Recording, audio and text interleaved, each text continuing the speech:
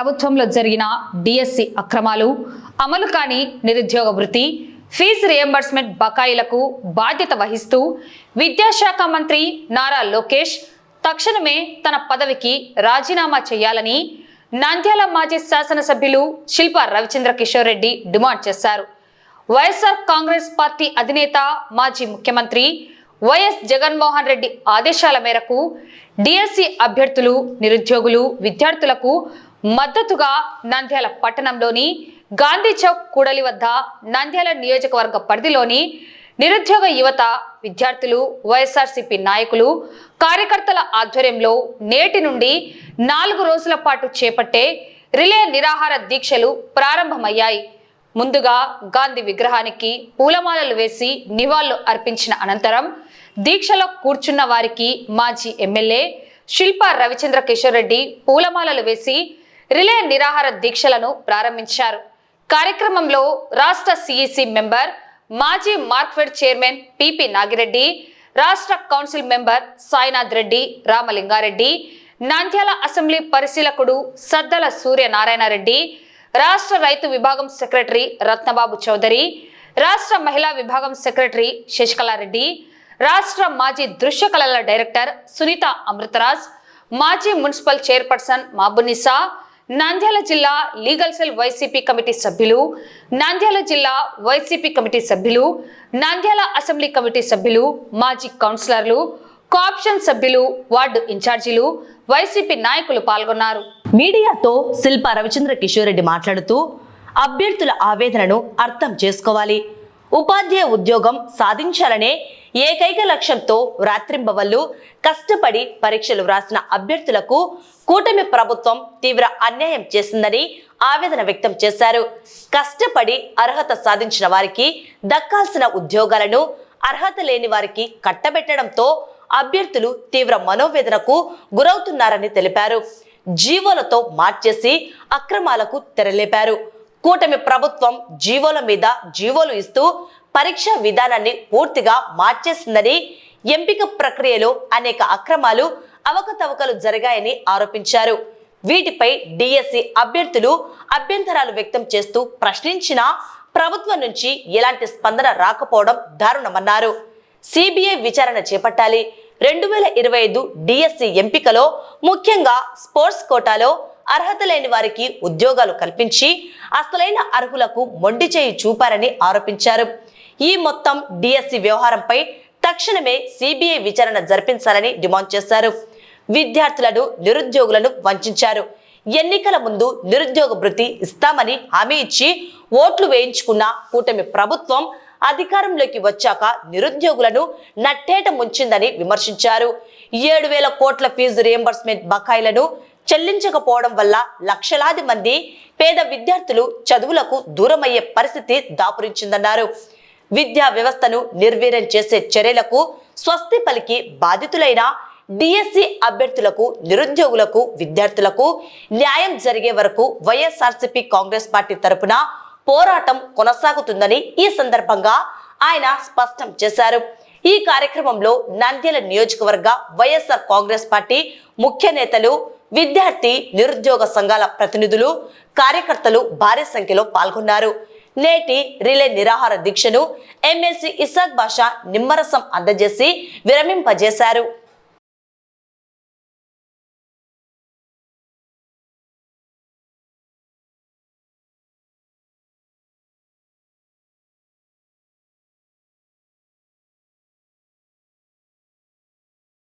ప్రభుత్వం వచ్చినప్పటి నుంచి గత 2 సంవత్సరాలుగా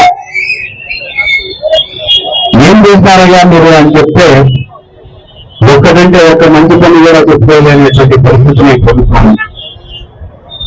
కనీసం ఒక్కటన్నా మేము చిత్తశుద్ధితోటి మేము అధికారంలోకి కారణం ఇది, దీనిని మేము అమలు చేస్తున్నామని ఈనాటి వరకు చెప్పుకోలేనటువంటి పరిస్థితి. ఎన్నో అబద్ధాలు, వాగ్దానాలు, ఎన్నో మాయమాటలు, జగన్మోహన్ రెడ్డి గారి ప్రభుత్వం చేపట్టినటువంటి కార్యక్రమాలన్నీ కొనసాగించి సూపర్ 6 అని దానిపైన మేము అమలు చేస్తాము, ఒక్క స్కీమ్ కూడా ఆపము అని చెప్పేసి ఆనాడు ప్రకటించినారు. యువకుల్ని మభ్య పెట్టుకోవడం కోసం, వాళ్ళ ఓట్లు దండుకోవడం కోసం ఎన్నో మాయమాటలు చెప్పినారు. గతంలో 2014-19లో ముఖ్యమంత్రిగా పనిచేసినప్పుడు కూడా నిరుద్యోగ భృతి అని చెప్పేసి ఆనాడు మోసం చేశారు. ఒక్కరు కూడా ఆనాడు కూడా నిరుద్యోగ భృతి ఇచ్చినటువంటి ఖాతాల పనులు 2019 ఎలక్షన్ కి కరెక్ట్ గా 1 నెల ముందు 1 నెలలో 2 నెలలు మాత్రమే డబ్బులు ఇవ్వడం జరిగింది. దానికి ముందు ఇప్పుడు కూడా విద్యార్థులు గుర్తుకు రాలేదు. ఎలక్షన్లు వస్తే విద్యార్థులు గుర్తుకు వస్తారు.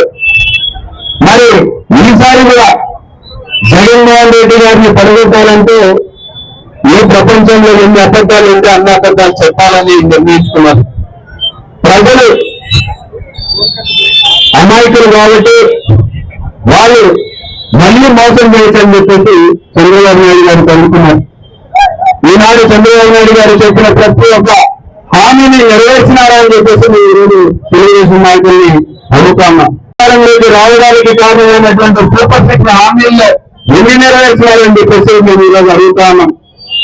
ఈనాటి వరకు ఒక్కటంటే ఒక్క కొత్త పెన్షన్ ఏ నియోజకవర్గమైనా సరే ఈ రాష్ట్రంలో కానీ ఇచ్చినటువంటి పరిస్థితి ఉందా అని చెప్పేసి ఈరోజు మేము అడుగుతా ఉన్నాం. ఒక్కటంటే ఒక్క పెన్షన్ ఏ నియోజకవర్గంలో అయినా సరే, లేకపోతే ఒక్కటంటే ఒక్క యువకుడికి ఈరోజు నిరుద్యోగ వృత్తి ఇచ్చినటువంటి పరిస్థితి ఉందా అని చెప్పేసి అడుగుతాను. అంటే ఈరోజు మన రాష్ట్రంలో అందరికీ ఉద్యోగాలు ఇచ్చేసినాము, నిరుద్యోగులు లేరైనా ఈ ప్రభుత్వం చెబుతుంది అని చెప్పేసి ప్రశ్నిస్తున్నాం. ఈరోజు ఎన్నో ఆశలు పెట్టుకున్నారు. నిరుద్యోగులను ఈరోజు వంచడానికే ప్రభుత్వం ఉందా అని చెప్పేసి మేము అడుగుతాము. ఎందుకంటే ఎన్నో మంచి కార్యక్రమాలు వేద ప్రభుత్వంలో చేసినారు. పిల్లల్ని మళ్ళీ బయటకు పంపించేలాగా అమ్మఒడి తీసుకొచ్చినారు. పిల్లల్ని కాలేజీ ఫీజులు కట్టలేక కాలేజీలకు దూరం అవుతుంటే ఫీజు రీయింబర్స్మెంట్ ద్వారా వాళ్ళ చదువులకి చేయూతనిచ్చినటువంటి మేనమామలాగా జగన్మోహన్ రెడ్డి గారిని ఎంచుకున్నారు. బయట విదేశీ విద్యకు వెళ్ళాలనుకుంటే వాళ్ళకు కూడా అవకాశం ఇచ్చినటువంటి మేనమామగా జగన్మోహన్ రెడ్డి గారు నిలుపుతున్నారు. పిల్లలు ప్రభుత్వ పాఠశాలకు వెళ్ళాలంటే కనీస వసతులు కూడా లేవు, బాత్రూమ్లు కూడా లేనటువంటి పరిస్థితుల్లో మన అమ్మాయిలు, మన చిన్నారులందరూ కూడా బడి మానేస్తుంటే నాడు నేడు కింద బ్రహ్మాండంగా స్కూళ్ళన్ని తయారు చేసేసి ఈనాడు ఉంచినటువంటి ఘనత జగన్మోహన్ రెడ్డి గారికి కాదా అని చెప్పేసి అడుగుతా ఉన్నాం. మరి ఆనాడు ఫీజు ఇన్వెస్ట్మెంట్ ఇచ్చినారు, నాడు నేడులో స్కూళ్లు బాగు చేసినారు. చిన్నారులు స్కూల్కి వెళ్ళడానికి కావాల్సినటువంటి అన్ని సౌకర్యాలు, స్కూల్ పుస్తకాల దగ్గర నుంచి, బ్యాగుల దగ్గర నుంచి, బోట్ల దగ్గర నుంచి, యూనిఫామ్ల దగ్గర నుంచి, ఏ ప్రైవేట్ స్కూల్ విద్యార్థిని తగ్గు లేకుండా ఉండాలి నా పిల్లలు, గవర్నమెంట్ స్కూల్కి వెళ్తున్నామంటే గర్వపడేలా ఉండాలి నా పిల్లలు అని చెప్పేసి జగన్మోహన్ రెడ్డి గారు ప్రవేశపెట్టినటువంటి కార్యక్రమాలు కనపడటం లేదా అని చెప్పేసి అడుగుతున్నాం. గోరుముద్ద అని చెప్పేసి చిన్నారులకి ఇంట్లో కూడా పౌష్టికాహారం లభించడం లేదు, స్కూల్కి వస్తే మంచి పౌష్టికాహారం ఇవ్వాలి అని చెప్పి నిపుణులతోటి మెనూ తయారు చేసేసి చిట్టి దగ్గర నుంచి, గుడ్డు దగ్గర నుంచి, రాగి మాల్ట్ దగ్గర నుంచి ఇచ్చినటువంటి పరిస్థితులు జగన్మోహన్ రెడ్డి గారి ప్రభుత్వంలో కనపడలేదా అని చెప్పేసి అడుగుతున్నాం. మరి ఈ ప్రభుత్వం వచ్చింది, ఎక్కడైనా సరే ఒక కొత్త స్కూల్ కట్టించినారా అని చెప్పేసి అడుగుతా ఉన్నాం. ఎక్కడైనా సరే నాడు నేడు నాడు ఒక స్కూల్ని మేము బాగు చేస్తామనేటువంటి పరిస్థితి కనిపిస్తుందా అని అడుగుతా ఉన్నాం. కనిపించకపోగా జగన్మోహన్ రెడ్డి గారు తీసుకొచ్చినటువంటి మెడికల్ కాలేజీలని ఈరోజు ఆపినటువంటి పాపం ఈ ప్రభుత్వం కాదా అని చెప్పేసి మేము అడుగుతాం. దగ్గరగా 15 మెడికల్ కాలేజీలు, 15 మెడికల్ కాలేజీలు, ఒక్కొక్క కాలేజీలో దగ్గరగా 150 మంది పిల్లలు ప్రతి సంవత్సరం చదువుకునేటువంటి అవకాశం. అటువంటి దగ్గర 17 మెడికల్ కాలేజీలు జగన్మోహన్ రెడ్డి గారు తీసుకొస్తే 5 జగన్మోహన్ రెడ్డి గారు ప్రారంభించి వెళ్ళిపోతే ఈనాడు అక్కడితో ముగింపు కలిగినారు. ఈరోజు మిగతా మెడికల్ కళాశాలలు పూర్తయినాయి. పులివెందులో కాలేజీ హాస్పిటల్ తయారైంది, ఆదోనిలో కాలేజీ తయారైంది. అయినా సరే ఈరోజు మెడికల్ సీట్లు మాత్రం మన రాష్ట్రానికి రాకపోవడానికి కారణం ఎవరని చెప్పేసి ప్రజలందరూ కూడా ఒకసారి ఆలోచించాలని చెప్పి కోరుతాము. ఎందుకంటే ఈ పాపం చంద్రబాబు నాయుడు గారికి కాదా అని చెప్పి జరుగుతాము. ఈరోజు మెడికల్ సీట్లు తక్కువ అయిపోయినాయి, మన పిల్లలు బాగుపడాలి, డాక్టర్లు ఎక్కువ మంది కావాలి, మన జనాభా పెరుగుతుంది, పెరిగిన జనాభా కావాల్సినటువంటి డాక్టర్లు లేరు అని చెప్పేసి మెడికల్ కాలేజీకి వస్తే ఈ ప్రభుత్వం ఏం చేసింది? మెడికల్ కాలేజ్ అని క్యాన్సిల్ చేసింది. పైగా ఎలాంటి అబద్ధాలు చెప్తారంటే నంద్యాలలో మెడికల్ కాలేజీ కనపడలేదు అని చెప్పేసి హోంమంత్రి గారు పవర్ ప్లాంట్ ప్రెజెంటేషన్ చేసినటువంటి పరిస్థితి మనందరం కూడా చూసినాం. మరి ఈ రోజు మోనపల్లిలో ఉన్నటువంటి బిల్డింగ్ ఏ కాలేజ్ నడుస్తామా అని చెప్పేసి మేము అడుగుతాము. అది మెడికల్ కాలేజ్ కాదా అని చెప్పేసి మేము అడుగుతాము. ఇంత పచ్చి అబద్ధాలు ప్రభుత్వం ఏ రకంగా ఆడగలుగుతుంది అని చెప్పేసి కూడా మేము అడుగుతాము. కేవలం మీ తోట పత్రికలో లేకపోతే మీ తోట చూస్తాను కాదా ఈ అబద్ధాలని చెప్పేసి అడుగుతాము. ఈ రోజు గర్వంగా చెప్తున్నా, నంద్యాల మెడికల్ కాలేజ్ తీసుకొచ్చినటువంటి ఘనత వైఎస్ఆర్సీపీ పార్టీని అని చెప్పేసి చాలా గర్వంగా చెప్తున్నా. ఈ రోజు గ్రామ గ్రామాన్న నాడు నేడు కింద బంగారమైన స్కూళ్లు తయారు చేసినటువంటి ఘనత వైఎస్ఆర్ కాంగ్రెస్ పార్టీ అని చెప్పేసి గర్వంగా చెప్తున్నా. ఈ రోజు పిల్లలకి మంచి బంగారమైనటువంటి భవిష్యత్తు ఇస్తాను, మంచి చదువులు తెప్పిస్తాను అని చెప్పినటువంటి ఘనత వైఎస్ఆర్ కాంగ్రెస్ పార్టీ. నాణ్యమైన విద్యా వైద్యం అందిస్తానని చెప్పినటువంటి ఘనత వైఎస్ఆర్ కాంగ్రెస్ పార్టీ అయితే, నాణ్యమైన మందు అందిస్తానన్నటువంటి చరిత్ర తెలుగుదేశం పార్టీ నాయకుడు. వర్క్ ఫ్రమ్ హోమ్ తెప్పిస్తామని చెప్పేసి ఈ రోజు థింక్ ఫ్రమ్ హోమ్ లాగా తయారు చేసినటువంటి పరిస్థితి ఈ ప్రభుత్వం కల్పించలేదా అని చెప్పేసి అడుగుతాను. థింక్ ఫ్రమ్ హోమ్ ఎవరికైనా మందు కావాలంటే ఇంతకుముందు తెలుగు హోమ్ షాప్ కావాల్సినటువంటి పరిస్థితి, కానీ ఈ రోజు మందు కావాలంటే ఇంటికాడికి తీసుకొచ్చేటువంటి పరిస్థితికి వచ్చిందా రాలేదా అని చెప్పేసి ఈరోజు ప్రజలు ఆలోచించుకోవాలని చెప్పి ప్రపంచ రాజకీయాల్లో, దేశ రాజకీయాల్లో, ప్రపంచ రాజకీయాల్లో కూడా నాకు తెలిసినంత వరకు ఏ రాజకీయ నాయకుడు కూడా మంచి మందు అందిస్తాను, నాణ్యమైన మందు మీకు ప్రోత్సాహం అని చెప్పేటువంటి నాయకుడు ఎవరు కూడా ఉండరనుకుంటున్నాను. నేను నాణ్యమైన విద్య అందిస్తాను, నాణ్యమైన చదువులు చెప్పిస్తాను, నాణ్యమైన వైద్యం అందిస్తాను అని చెప్పినటువంటి నాయకులు చూస్తాం. కానీ ప్రజలకి మందు పోస్తాను, మీరు తాగండి, తాగి ఊగండి అని చెప్పినటువంటి నాయకులు ఎవరయ్యా అంటే చంద్రబాబు నాయుడు గారు అని చెప్పేసి మీరు చెప్పక తప్పదు. మరి ఈ రోజు స్కూళ్ళ మీద దృష్టి పెట్టినారా అంటే లేదు. ఈ రోజు దేని మీద దృష్టి పెట్టినారే? బాగా మీద దృష్టి పెట్టినారు. ఈ రోజు హాస్పిటల్ మీద దృష్టి పెట్టింది అంటే వైన్ షాపుల మీద దృష్టి పెట్టినారు చెప్తే హాస్పిటల్ గాలి చేసినటువంటి పరిస్థితి. ఈ రోజు యువకుల మీద దృష్టి పెట్టేలా వాళ్ళకి ఎన్నో వాగ్దానాలు చేసినారు, వాళ్ళకి ఉద్యోగాలు కల్పిస్తా ఉన్నారు. మా ఉద్యోగాలు ఎక్కడా అని చెప్పేసి యువకులందరూ మీద ప్రశ్నిస్తుంటే మీ అందరికీ నేను నిరుద్యోగం పెట్టిస్తానని చెప్పేసి అబద్ధం మాటలు చెప్తున్నారు. ఈ రోజు ఉద్యోగాలు కల్పించలేకపోతే P4 కింద మిమ్మల్ని అందరినీ కూడా దత్తలు తీసుకుంటారని చెప్పినారు. ఈ రోజు నేను అడుగుతున్నా తెలుగుదేశం నాయకుల్ని సూటిగా ప్రశ్నిస్తున్నాం. ఈ రోజు మన నంద్యాల నియోజకవర్గంలో P4 కింద ఎంతమందిని మీరు దత్తలు చేస్తున్నారు, ఎంతమందిని పేదరికం నుంచి బయటపడేస్తున్నారు తెలుగుదేశం నాయకులు చెప్పాలని చెప్పేసి నేను ఈ సందర్భంగా కోరుకుంటున్నాను. P4 అని చెప్పేసి మొదటి సంవత్సరం అనుకుంటున్నారు. ఈ రోజు ఉద్యోగాల గురించి యువత ప్రశ్నిస్తుంటే ఉద్యోగాలు కల్పించలేక ఈ రోజు దాక్కున్నటువంటి పరిస్థితి చంద్రబాబు నాయుడు గారు తయారైనారు. ఎక్కడైనా ఎవరైనా దొంగెత్తి ప్రశ్నిస్తే తప్పుడు మాటలు, తప్పుడు రాతలతోటి ఈ ప్రభుత్వం తప్పులు నడుపుతా ఉంది. ఈ రోజు మాట్లాడితే ఏదైనా సరే ఈ ప్రభుత్వం వరుసలు ప్రశ్నిస్తే ఒకసారి ప్రభుత్వం లడ్డు అని చెప్పేసి మాట్లాడతారు, లేకపోతే ఇంకొకసారి తల్లి చెల్లి బిడ్డలు అని చెప్పేసి మాట్లాడతారు. కానీ ఈ రోజు మేము చేతిగా ప్రశ్నిస్తున్నాం. ఈ రోజు యువకులకి ఇచ్చినటువంటి హామీలు మీరు ఎన్ని నెరవేరుతున్నారా అని చెప్పేసి నేను అడుగుతాను. ఈ రోజు పిల్లలకి ఫీ రీఎంబర్స్మెంట్ ఎక్కడైనా ఇచ్చిన దాఖలాలు ఉన్నాయా అని చెప్పేసి ఈ ప్రభుత్వ ప్రజలందరినీ కూడా ప్రశ్నిస్తున్నాం. ఈ రోజు యువకులు ఉన్నారు, కాలేజీలు పంపించేటువంటి తల్లిదండ్రులు ఉన్నారు. ఎవరికైనా ఫీ రీఎంబర్స్మెంట్ ఎప్పుడు పడినాయా అని చెప్పేసి నేను అడుగుతున్నా. ఎవరికైనా పడినాయా అని చెప్పేసి ఒకసారి ఆలోచించమని చెప్పి అడుగుతున్నా. ఈ రోజు మీరు పిల్లలందరికీ కూడా ఉద్యోగాలు కల్పిస్తా ఉన్నారు. నంద్యాల నియోజకవర్గానికి సంబంధించిన యువకులు ఇక్కడ కనపడుతూ ఉన్నారు. ఎవరికైనా ఉద్యోగాలు వచ్చినాయా అని చెప్పేసి నేను అడుగుతున్నా. ఎన్ని ఫ్యాక్టరీలు పెట్టింది ప్రభుత్వం అని చెప్పేసి నేను ప్రశ్నిస్తున్నా. మరి యువకులకి ఉద్యోగాలు రాకపోతే ఏం చెప్తున్నారు? 3,000 రూపాయలు నిరుద్యోగం పెట్టిస్తా ఉన్నారు. ఇప్పటికి ఎన్ని నెలలు అయిపోయినాయి? 2 సంవత్సరాలు దాటిపోయింది. ఎంతమంది యువకులకి నిరుద్యోగ భృతి ఇచ్చినారని చెప్పేసి మేము అడుగుతా ఉన్నాం. ఈరోజు ఇవన్నీ ప్రశ్నిస్తుంటే ఒకరోజు మైకి ముందుకు వచ్చి డిఎస్సి ద్వారా 16,000 ఉద్యోగాలను నేను భర్తీ చేస్తాను. సరేలే, ఈ ప్రభుత్వానికి కనీసం ఇప్పుడైనా బుద్ధి వచ్చింది, మన యువకులకి 16,000 ఉద్యోగాలన్నా వస్తాయేమో అని చెప్పేసి ఒక ఆశతోటి యువకులందరూ కూడా ప్రభుత్వం వైపు చూశారు. మరి ప్రభుత్వం ఏం చేస్తుంది? వాళ్ళందరినీ దొడ్డిదారిన వాళ్ళ టాలెంట్ ను పెట్టేసి ఈరోజు టాలెంట్ లేని వ్యక్తులందరూ కూడా ఉద్యోగాలు అమ్ముతున్నటువంటి పరిస్థితి ఈ ప్రభుత్వంలో జరిగింది. ఇది వాస్తవమా కాదా అని చెప్పి నేను అడుగుతున్నా. ఈరోజు చూసింటారు మీరు, ఎన్నో సందర్భాలుగా మనం ఇవన్నీ ప్రశ్నిస్తుంటే నారా లోకేష్ గారు ఛాలెంజ్, మీరు ఎక్కడంటే అక్కడ నేను డిబేట్ వస్తాను అని చెప్పేసి మీరు వీడియోలు కూడా చూసుకుంటారు.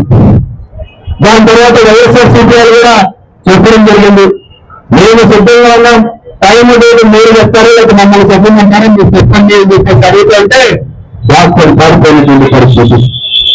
నారా లోకేష్ గారు అడ్రస్ కనపడకుండా బాక్కొని తిరుగుతున్నటువంటి పరిస్థితి. ఎందుకంటే ఈ రోజు యువకుల గురించి ప్రశ్నిస్తుంటే దానికి సమాధానం లేదు. ఏ రకంగా ఈ రోజు కోన రవికుమార్ గారు ఇచ్చినటువంటి సర్టిఫికెట్ కూడా ఉద్యోగాలు 33 ఇచ్చినారు.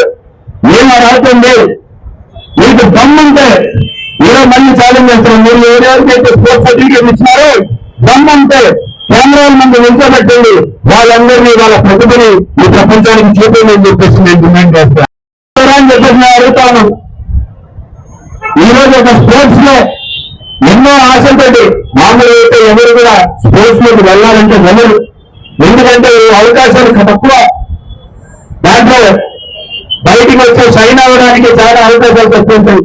అలాంటివి ఎంతో మంది కష్టపడి మెడల్ని సాధిస్తారంటే వాళ్ళని పక్కన పెట్టి ఈ రోజు ఉద్యోగాలన్నీ కూడా అమ్ముకున్నటువంటి పరిస్థితి. మరి ఈ ప్రభుత్వంలో ఎంత దుర్మార్గం అంటే లాస్ట్కి ఇందాక చెప్పారు గిల్లి బండ. సరే, అది కూడా ఒక బ్రహ్మాండమైన విద్య ఆట అని చెప్పేసి అనుకోవచ్చు. అది కాకుండా బ్రిడ్జ్ అనేది ఒకటి పెట్టినారు, అది పేకాట. పేకాటలో కూడా ఈ రోజు ప్రాబ్లంలో ఎవరైనా ఉంటే మీరు ఉద్యోగాలు ఇస్తారని చెప్పినటువంటి ప్రాబ్లం కానీ ప్రభుత్వం కానీ ఏదైనా ఉందంటే అది దుర్మార్గమైనటువంటి కూటమి ప్రభుత్వం. ఎందుకంటే పేకాట కూడా, ఎందుకంటే మందు పోస్తున్నాం, తాగండి ఊగండి అని చెప్పేసి మళ్ళీ ఎంటర్టైన్మెంట్ కూడా ఉండాలి కాబట్టి పేకాట ఆడిన వాళ్ళకి కూడా ఉద్యోగాలు ఇస్తామని చెప్పేటువంటి గొప్ప ప్రభుత్వం, మంచి ప్రభుత్వం ఈ కూటమి ప్రభుత్వం చెప్పి చెప్పక తప్పదు. వారు చూసినా సరే మంచి ప్రభుత్వం మంచి ప్రభుత్వం మంచి ప్రభుత్వం. మరి మీరు చేసేటువంటి మంచి గురించి మాట్లాడాలి అంటే ఎక్కడ కూడా ముందుకు రానటువంటి పరిస్థితి, ఎవరు కూడా సమాధానం చెప్పుకోలేనటువంటి పరిస్థితి. ఈరోజు ఇక్కడ ఇంతమంది పిల్లలు ఉన్నారు, తల్లిదండ్రులు ఉన్నారు. మీ వాడు ఎగ్జామ్ పాస్ అయినాడా లేదా అంటే మీరు చూసేటువంటి పనికి ఏంటిది, ఏం చేస్తారు? ఆ సంవత్సరం పూర్తయిన తర్వాత రిపోర్ట్ కార్డు చూస్తారా లేదా? రిపోర్ట్ కార్డులో పాస్ అయినాడంటేనే పాస్ అయినట్టు, ఫెయిల్ అయ్యాడంటే ఫెయిల్ అయినట్టు. రిపోర్ట్ కార్డే లేకుండా టీచర్ వచ్చేసి నువ్వు పాస్ అయినా నువ్వు ఫెయిల్ అయినా అని చెప్తే నమ్ముతారా ఏదైనా? మరి ప్రభుత్వం అదే జరుగుతోంది. ఎక్కడ కూడా మెరిట్ లిస్ట్ లేదు, ఎక్కడ కూడా నువ్వు పాస్ అయినా అని చెప్పడానికి ఒక మెరిట్ లిస్ట్ పెట్టలేదు. ఈరోజు మెరిట్ లిస్ట్ అనేది అడిగితే నీకు ఎందుకు సంబంధం, నేను చెప్పినాను నువ్వు సెలెక్ట్ అయినా నువ్వు సెలెక్ట్ కాలేదంటే దాని గురించి మీరు ఎవరు కూడా ప్రశ్నించకూడదు అని చెప్పేసి మాట్లాడుతున్నారు. ఈరోజు గొంతెత్తి మాట్లాడే ప్రతి ఒక్కరు గొంతుగా నొక్కడానికి వాళ్ళ మీద తప్పుడు కేసులు పెట్టుకునేటువంటి పరిస్థితి ఈ ప్రభుత్వంలో చూస్తాను. ఈ ప్రభుత్వం వచ్చినప్పటి నుంచి దుర్మార్గంగా వైఎస్ఆర్సీపీ పార్టీ నాయకుల మీద కేసులు పెట్టారంటే సరేలే, వారు రాజకీయ పార్టీ రాజకీయాలు చేస్తున్నారని అనుకోవచ్చు. కానీ వీధుల మీదకి వచ్చినటువంటి రైతన్నల మీద కేసులు పెట్టిందంటే వారి గతంలో ఏ ప్రభుత్వం మాత్రమే చేసిందని చెప్పి గుర్తు చేస్తారు. వైజాగ్ మహానగరంలో ఎంత కరెంట్ అవుతుందంటే అంత కరెంట్ ఒక ఫ్యాక్టరీకి ఇవ్వాలి. ఎన్ని ఉద్యోగాలు ఇస్తాయంటే కనీసం 100 ఉద్యోగాలు కూడా రానటువంటి పరిస్థితి. మరి ఇంకో ఒకరిని ఎందుకు మోసం చేస్తున్నారని చెప్పేసి అడుగుతాను. ఈరోజు రైతన్నలు పచ్చని పంట పొలాలు 50,000 ఎకరాల అమరావతి కోసం తీసుకున్నారు. ఆ 50,000 ఎకరాలు ఇప్పుడు దాకా ఏమైనా కట్టినారా అంటే ఇప్పుడు దాకా ఏమి కట్టినటువంటి పరిస్థితి. మరి ఆ 50,000 ఎకరాలు కాకుండా 50,000 ఎకరాలు ఈరోజు రైతులు రైతులంతా గురించి మాట్లాడుతుంది. ఇది న్యాయమా అని చెప్పేసి అడుగుతాను. మళ్ళీ కింద వైజాగ్ లో ఎయిర్పోర్ట్ ఓపెన్ చేసినారు. చేసిందంతా జగన్మోహన్ రెడ్డి గారు అయితే చెప్పుకునేదంతా చంద్రబాబు నాయుడు గారి పరిస్థితి అవుతుంది. ఈ రోజు భోగాపురం ఎయిర్పోర్ట్ గతంలో చంద్రబాబు నాయుడు గారు 2019 ఎలక్షన్లకి 1 నెల ముందు సెలబ్రేషన్ చేసినాడు. ల్యాండ్ ఏమన్నా చూపించినారా అంటే చూపరా. ఎక్కడ ఏర్పరుస్తుందా అంటే ఎక్కడ చూపేటువంటి పరిస్థితి. ఎవరైనా రైతుల దగ్గర నుంచి భూమి చేస్తున్నారా అంటే తీసుకోవాలా. కానీ ఎయిర్పోర్ట్ నిర్మిస్తామని మాత్రం ప్రజలు చేస్తున్నాం. తర్వాత వచ్చి జగన్మోహన్ రెడ్డి గారు ల్యాండ్ 15,000 ఎకరాలు తీసుకోవాలి అని చెప్పేసి చంద్రబాబు నాయుడు గారు ప్లాన్ పెట్టుకుంటే ప్రపంచంలోని 15,000 ఎకరాలు ఉన్నటువంటి ఎయిర్పోర్ట్ ఎకరా లేదు 2,500 ఎకరాలు చాలా అని చెప్పేసి 22,500 ఎకరాలు కొనిచ్చిన ఫ్లైట్ ఎగిరిందా లేదా? ఫ్లైట్ ఎగిరిందా లేదా? మరి ఫ్లైట్ ఎగిరింది. మరి 10,000 ఎకరాలు ఉంటే ఏం చేసిందో చంద్రబాబు నాయుడు గారిని చెప్పేసి మనం ప్రశ్నిస్తాను. హైదరాబాద్ ఎయిర్పోర్ట్ కూడా 15,000 ఎకరాలు లేవు. కానీ మన వైజాగ్ ఎయిర్పోర్ట్ కావాలని చెప్పేసి మాట్లాడుతున్నాం. విజయవాడలో ఎయిర్పోర్ట్ ఉంది. విజయవాడ ఎయిర్పోర్టే ఇప్పటికీ ముందుగా ఫ్లైట్ ఎగటల్లా. మళ్ళీ దాని పక్కన అమరావతిలో ఎయిర్పోర్ట్ అక్కడ ఎవరెక్కడో అర్థం కావాలి. విజయవాడలో ఒక రైల్వే జంక్షన్ ఉంది. గుంటూరులో ఒక రైల్వే జంక్షన్ ఉంది. రామాపేట రైల్వే జంక్షన్ ఉంది. ప్రభుత్వం ఉన్నది కూడా తెలుసు. ఈ 2 జంక్షన్లు కాకుండా నేను అమరావతి ఉందా పెద్దది వ్యాఖ్యానం చేశాను. అంటే ఎందుకు ఈ మోసాలు? సరే చంద్రబాబు నాయుడు గారు ఇప్పటికి ఎన్ని సంవత్సరాలు అయింది ఆంధ్రప్రదేశ్ ముఖ్యమంత్రి ఉంది. కొత్త నూతన ఆంధ్రప్రదేశ్ ఇప్పటికి తెలిస్తే 7 సంవత్సరాలు. ఎన్ని బిల్డింగ్లు కట్టినాడు? 7 సంవత్సరాలు ఎన్ని బిల్డింగ్లు కట్టినాడు అని చెప్పేసి అడుగుతా ఉన్నాం. 7 సంవత్సరాలు ఒక్క పర్మనెంట్ బిల్డింగ్ ఎక్కడైనా కనపడుతుందా అని చెప్పేసి అడుగుతా ఉన్నాం. పక్క రాష్ట్ర ముఖ్యమంత్రి కేసీఆర్ గారు 500 కోట్లతో సెక్రటరీ కట్టినాడా లేదా? కనపడుతుందా లేదా? పక్క రాష్ట్రంలో బిల్డింగ్లు కనపడుతూ ఉన్నాయి. 500 కోట్ల పూర్తయితే 1,300 కోట్లతోటి ఇప్పుడు టెంపరీ సచివాలయం చేశారు. ఒక్కసారి మిమ్మల్ని చూసినప్పుడు చూసేస్తే మీకు అర్థమవుతుంది చంద్రబాబు నాయుడు గారి టెక్నాలజీ. ఎందుకంటే ప్రపంచం చూసిండదు కాబట్టి ఎన్నో కట్టినట్లే అనుకుంటుండొచ్చు. నారాయణ హాస్టల్ అన్నా ఇంకా బాగుంటుంది మన సచివాలయం కంటే ఇప్పుడున్న సచివాలయం. అంత దుర్మార్గంగా రైతుల దగ్గర నుంచి లాక్కొని ఎటువంటి డెవలప్మెంట్ చేయకుండా వాళ్ళ పొలాలన్నీ ఎవరెవరితో అమ్మవేస్తున్న రోజు పక్కన ప్రభుత్వాన్ని నిలబడేసినటువంటి బాధ్యత మనందరం తీసుకోవాలి. నిరుపయోగం నుంచి మనం స్ఫూర్తిని తీసుకోవాలి. మనం ఢిల్లీలో జరిగినటువంటి సంఘటనలన్నీ ఒక స్ఫూర్తిగా తీసుకొని ఈ రోజు ప్రభుత్వాన్ని ప్రశ్నించాలి. ప్రశ్నించి నిలదీయాలి. తప్పులు జరుగుతుంటే ఆ తప్పుని ఎత్తి చూపాలి. ఎత్తి చూపి ఈ ప్రభుత్వం గడ్డ దిగేసే వరకు తల దించి పరిపాలన చేపట్టేంత వరకు మనము ఆపకూడదని చెప్పేసి కూడా మిమ్మల్ని అందరినీ కూడా కోరుకుంటూ మరి ఎన్నో వాగ్దానాలు ఎన్నో మోసాలు చేసే అధికారులు చేపట్టేటువంటి కూటమి ప్రభుత్వ ప్రజలకి ఎప్పుడైనా కన్వీర్పు కలగాలని చెప్పేసి నేను కోరుకుంటున్నా. ఎందుకంటే అందుకే పెన్షన్ లేండి 2.5 సంవత్సరాలు అవుతున్నా సరే ఎక్కువ కొత్త పెన్షన్ కూడా చేయడం సిగ్గుసేటు కాదా అని చెప్పేసి ప్రభుత్వాన్ని ప్రశ్నిస్తున్నా. మరి ఇవన్నీ కూడా మీ బాధ్యత కాదా? మీ బాధ్యత మర్చిపోయినారా అని చెప్పేసి కూడా గుర్తు చేస్తున్నాం. మీ బాధ్యత మర్చిపోతే మీ బాధ్యత గుర్తు చేయడానికి యువతరం ఉంది. ఆ యువతరం మనకుల వైఎస్ఆర్సీపీ కాంగ్రెస్ పార్టీ ఉంటుందని చెప్పేసి కూడా తెలియజేసుకుంటూ మరి ఈ యొక్క కూటమి ప్రభుత్వ ప్రజలకు ఎప్పటికైనా కలిగి వైఎస్ఆర్ కాంగ్రెస్ పార్టీ మీ సవాళ్ళని స్వీకరించింది. తేదీ టైము డేటు లోకేష్ గారు ఎప్పుడు పెడతారని చెప్పేసి ఎదురుకొస్తున్నాం.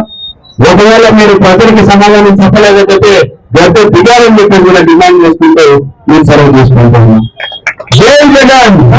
మనకు తెలుసు, మనం అనుభవిస్తా ఉన్నాం. ఆంధ్ర రాష్ట్రాన్ని ఎంత అభివృద్ధి పాలు చేశారని చెప్పేసి పొరపాటున మిమ్మల్ని ఎన్నుకున్నామని చెప్పేసి ప్రజలు ఆలోచన చేసి ఆ స్టేజ్కి వచ్చింది. ఎస్పెషల్లీ ఈరోజు డిఎస్సి 2025 లో జరిగిన అక్రమాల గురించి ఈ రోజు విద్యార్థులు నాయకులు అందరూ కలిసి వైఎస్ఆర్సీపీ పార్టీ తరఫున ఆంధ్ర రాష్ట్రం అంతా రిలే నిరాహార దీక్షలు చేపట్టడం జరిగింది. ఏం జరిగింది DSC 25 లో? అన్ని రకాల తప్పులు చేయాల్సినటువన్నీ చేసుకున్నారు. వాళ్లకు ఎవరికి కావాలి అనుకుంటే వాళ్లకు ఉద్యోగాలు ఇచ్చుకున్నారు. దానికి ఒక క్రియేషన్ చేసుకున్నారు. ఏమంటే స్పోర్ట్స్ కోటా కింద, స్పోర్ట్స్ కింద ఇంతకుముందు స్పోర్ట్స్ కోటా 2% ఉండింది, ఇప్పుడు 3% గా పెంచుకున్నారు. ఇంతకుముందు ఉన్నటువంటి జీవో 74 ను తీసేసి 447 అనే 2 జీవోలు క్రియేట్ చేసుకొని స్పోర్ట్స్ లో ఉండేటువంటి గేమ్స్ ను కూడా విపరీతంగా పెంచుకొని తనకు కావాల్సినటువంటి దాంట్లో ఎంచుకొని చేసుకోవాల్సిన పని చేశారు. ఆశ్చర్యకరంగా ఏ రకంగా ఉందిరా స్పోర్ట్స్ కోటా అంటే, తాడాట కూడా స్పోర్ట్స్ కోటానే. అట్లా ఒక 10 మంది ఇట్లా ఒక 10 మంది తీసుకొని తాడు గుంజుకుంటే అతనికి కూడా టాలెంట్ వచ్చింది కాబట్టి అతను DSC ఎగ్జామ్ రాయకపోయినా, టెట్ ఎగ్జామ్ లో క్వాలిఫై కాకపోయినా అతనికి ఉద్యోగం ఇవ్వచ్చు. ఇది మన ఘనత ఉంచిన కూటమి ప్రభుత్వం యొక్క ప్రొసీజర్. తనకు కావాల్సిన వాళ్ళకి ఇచ్చుకోవడానికి పూనా రవికుమార్ గారు అని చెప్పేసి ఆముదాల వలస ఎమ్మెల్యే గారు, టీడీపీ ఎమ్మెల్యే, ఒక స్పోర్ట్స్ కోటా దానికి చైర్మన్, ఆయన సర్టిఫికేట్ ఇష్యూ చేయొచ్చు. ఎక్కడైనా సరే ఇంతవరకు ఆంధ్ర రాష్ట్ర చరిత్రలో శాప్ కానీ ఎవరన్నా కానీ కన్సర్న్ అథారిటీస్ వాళ్ళు స్పోర్ట్స్ సర్టిఫికేట్ ఇస్తారు, వేరే వాళ్ళు ఇవ్వడానికి లేదు. ఒక పార్టీకి సంబంధించిన అధినేతలు ఇవ్వడం అనేది ఎంత ఆశ్చర్యము. అలాగే వైజాగ్ ఎంపీ భరత్ గారు, ఈయన ఇచ్చిన సర్టిఫికేట్ మీద 39 మందికి ఇవ్వడం జరిగింది. పూనా రవికుమార్ గారు ఇచ్చిన సర్టిఫికేట్ మీద 38 మందికి ఉద్యోగాలు ఇవ్వడం జరిగింది. అది ఎంతవరకు సమంజసం? ఏ రకంగా మీరు స్కాములు చేస్తా ఉన్నారు? మళ్ళీ విద్యాశాఖ మంత్రి అయినటువంటి లోకేష్ గారు క్లియర్ గా చెప్తారు, ఏమన్నా ఉంటే బహిరంగ చర్చకు సిద్ధము అని. మంత్రి లోకేష్ గారు ఒక్కసారి మేము అడిగిన వాటికి సమాధానాలు చెప్పండి. ఎందుకు మీరు స్పోర్ట్స్ కోటాను 2 నుంచి 3కి ఇవ్వాల్సి వచ్చింది? స్పోర్ట్స్ కోటాలో ఎక్స్ట్రా గేమ్స్ ఎందుకు ఇవ్వాల్సి వచ్చింది? ఇచ్చిన తర్వాత selection authority, certificate issue authority Poona Ravikumar గారికి, ఎంపీ భరత్ గారికి ఎందుకు ఇవ్వాల్సి వచ్చింది? ఇచ్చిన తర్వాత అది కరెక్ట్ అని భావిస్తే 26 రోజులు 27 రోజుల్లోనే మీరు దాన్ని మళ్ళీ క్లోజ్ చేసేసి మళ్ళీ పాత పద్ధతే అని కొత్త జీవో తేవాల్సిన అవసరం ఏమొచ్చింది? ఇది స్కామ్ కు నిదర్శనాలు కాదా? దీనికి మీరు సమాధానం చెబితే మీరు కరెక్ట్ గానే అంటే. అది ఇంకో విషయం, సోషల్ మీడియా ద్వారా వైరల్ అయితే పోయింది, 15 లక్షల రూపాయలు డబ్బులు తీసుకున్నారు అని చెప్పేసి ఆడియో వైరల్ అయింది. దానికి ఎందుకు సమాధానం చెప్పలేకపోతా ఉన్నారు? తర్వాత ఎక్కడైనా సరే DSC కానీ ఏ ఎగ్జామ్ కానీ రాస్తే ఫస్ట్ మెరిట్ లిస్ట్ డిస్ప్లే చేస్తారు. విద్యార్థులకు అందరికీ, నిరుద్యోగులకు అందరికీ తెలిసిన విషయమే. మెరిట్ డిస్ప్లే చేసిన తర్వాత సెలక్షన్ లిస్ట్ ఇస్తారు. స్టూడెంట్స్ ఏం చేస్తారు, నాకు మెరిట్ లో ఇంత మార్క్ వచ్చింది కాబట్టి నేను సెలక్షన్ ఏ రకంగా టాలీ చేసుకుంటారు. Merit list, selection list 2 display ఎందుకు చేయలేదు? మీరు 2 చేయలేదు. డైరెక్ట్ గా స్టూడెంట్స్ కు 1:1 రేషియోలో మీరు పిలవడం జరిగింది. 1:1 అంటే ఏమి? క్వాలిఫై అయ్యారు మీరు, మీ సర్టిఫికేట్ వెరిఫికేషన్ కి ఉద్యోగం వస్తుంది అని కదా. ఎందుకు రాలేదు మీకు? వచ్చిన తర్వాత 1:1 లో పిలిచిన తర్వాత కూడా వాళ్ళకు ఉద్యోగం ఇవ్వకుండా స్పోర్ట్స్ కోటాలో పోయిందని చెప్పడం జరిగింది. అందరం చూసాం. జగనన్న దగ్గర ఒక సోదరి ఏడ్చుకుంటూ కన్నీళ్ల పర్యటమై చెప్పింది, అన్న నాకు 1:1 లిస్ట్ లో సెలక్షన్ ఇచ్చారు, సర్టిఫికేట్ వెరిఫికేషన్ చేశారు, ఉద్యోగం వచ్చిందని చెప్పారు, తీరా చూస్తే మీ ఉద్యోగాన్ని స్పోర్ట్స్ కోటాలు ఇవ్వడం జరిగింది అని చెప్పేసి. ఇవన్నీ స్కాములు కాదా? ఇవన్నీ మోసాలు కాదా? ఏ రకంగా మీరు కరెక్ట్ గా ఉన్నారని చెప్తారు? ఇంకో విషయం చెప్తారు, ఎక్కడైనా సరే ఒక కన్వీనర్ ను, DSC కన్వీనర్ ఒకరు ఉంటారు, ఎగ్జామ్స్ నిర్వహించే కన్వీనర్ ఒకరే ఉంటారు. ఇంత ముందు నుంచి ఆ రకంగానే జరిగింది. ఇప్పుడు ఇద్దరికి కలిపి ఒకే కన్వీనర్ ఇవ్వడం, అక్కడే మీరు మోసానికి బీజం వేశారు. తర్వాత దాంట్లో ఎంప్లాయీగా ఉన్నటువంటి నవీన్ అనే ఒక వ్యక్తి, out sourcing employee, state first వస్తాడు కంప్యూటర్ ఆపరేటర్ గా ఉండే out sourcing employee state first వస్తారు. ఏ రకంగా అతనికి మీరు ఇస్తారు? మళ్ళీ సోషల్ మీడియాలో క్వశ్చన్స్ అడిగేటప్పటికే ఇమ్మీడియట్ గా మీరేం చెప్పారు? దాన్ని గవర్నమెంట్ వాళ్ళు, ప్రభుత్వాధికారులు అతని స్టేట్ ఫస్ట్ నుంచి తీసేస్తారు. అతన్ని కోర్టు పోయి అడిగితే కోర్టు మొట్టికాయలు వేస్తే మీకు మళ్ళీ మీరేం చేశారు? లేదు, అతన్ని మేము సర్టిఫికేట్ వెరిఫికేషన్ పిలిచాము, సర్టిఫికేట్ వెరిఫికేషన్ అతను రాలేదు కాబట్టి అతను డిస్క్వాలిఫై చేశామని చెప్పేసి మీ ఇష్టం వచ్చినట్టు చెప్పడం జరుగుతుంది. ఇవన్నీ ప్రజలు చూస్తా ఉన్నారు. మేము మీ ద్వారా అడుగుతా ఉన్నాము, ఖచ్చితంగా మీరు దీనికి బాధ్యత వహించి రాజీనామా చేయాలి. లేదు మీకు చిత్తశుద్ధి ఉంది, మీరు మీ పచ్చపత్రికల్లో ఊకదంపుడుగా మేము నీతిగా ఉన్నామని చెబుతున్నారు కాబట్టి మేము ఒక్కటే అడుగుతా ఉన్నాం, మీరు న్యాయంగా నీతిగా ఉన్నప్పుడు డైరెక్ట్ గా సిబిఐ ఎంక్వైరీ వేయండి. మీకు ఆ దమ్ము లేదా? మీకు లేదు, అన్ని మోసాలు చేశారు. మీరు రాజీనామా చేసేంత వరకు ఈ ఉద్యమాన్ని తీవ్రతరం చేస్తామని చెప్పేసి మీ ద్వారా తెలుపుకుంటాం. ఈ రోజు డిఎస్సి అవకతవకల మీద మాది ఒకటే కాంటెంట్ నారా లోకేష్ గారు రాజీనామా చేయాలి. ఎందుకు చేయాలి అంటే దీంట్లో అవినీతికి పాల్పడి ఒక్కొక్క పోస్టులు డిఎస్సిలో 15 లక్షలు డబ్బులు తీసుకొని ఎట్లంటే ఎట్లా మీకు నచ్చిన విధంగా మీ వాళ్ళకి అందరికి పార్టీ పరంగా మీ వాళ్ళందరికీ ఉద్యోగాలు ఇవ్వడం జరిగింది.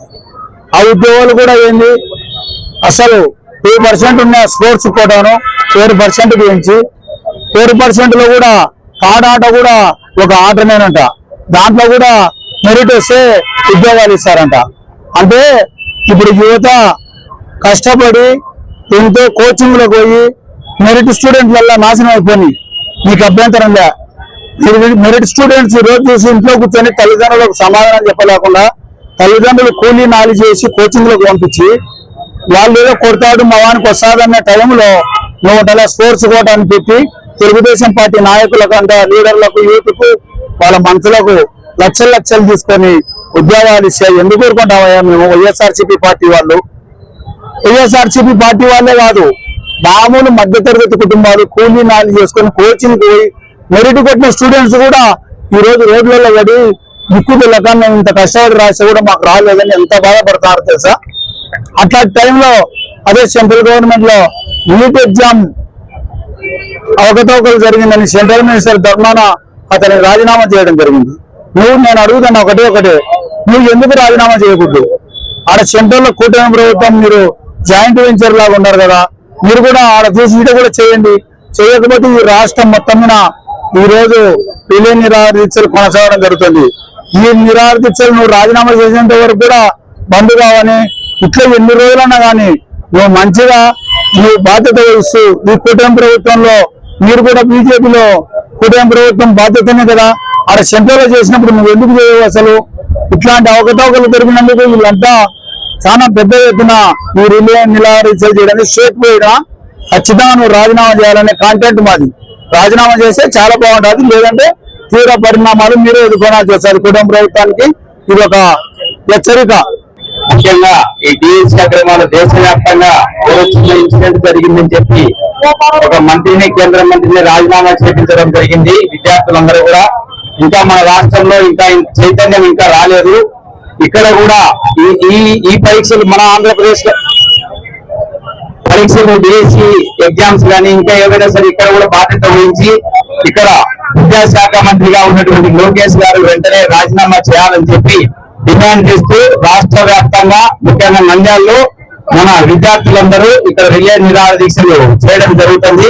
వాళ్ళందరికీ మా హృదయపూర్వక అభినందనలు తెలియజేస్తున్నాం. డిఎస్సి లో జరిగిన అక్రమాల గురించి మన పార్టీ అధ్యక్షుడు మాజీ ముఖ్యమంత్రి జగన్మోహన్ రెడ్డి పోరాట పట్టిమని మెచ్చుకోవాల్సిందే. ఎందుకంటే అంతటి వ్యక్తి ప్రశ్నిస్తే కూడా ఇక్కడ పాలన సాగిస్తున్న ముఖ్యమంత్రి గారు కానీ విద్యాశాఖ మంత్రి కానీ స్పందించట్లేదు. వాళ్ళ ఎమ్మెల్యేలు వాళ్ళు ఏదో 2 మాటలు చెప్పి తప్పించుకుంటా ఉన్నారు. మీకు ముఖ్యమంత్రి గారిని ప్రశ్నిస్తున్నాం, మీకు దమ్ము ధైర్యం ఉంటే ఒక్కసారి సిబిఐ ఎంక్వైరీకి ఆదేశించండి. కేంద్రంలో మీ కూటమి గవర్నమెంట్ ఉంది, రాష్ట్రంలో మీ ప్రభుత్వమే నడుస్తా ఉంది. ధైర్యంగా సిబిఐ ఎంక్వైరీకి ఆదేశిస్తే మా ఈ ధర్నాలు, ఈ రాష్ట్ర లోకులు ఇవన్నీ ఉన్నావు కదా అని మేము కోరుతా ఉన్నాము.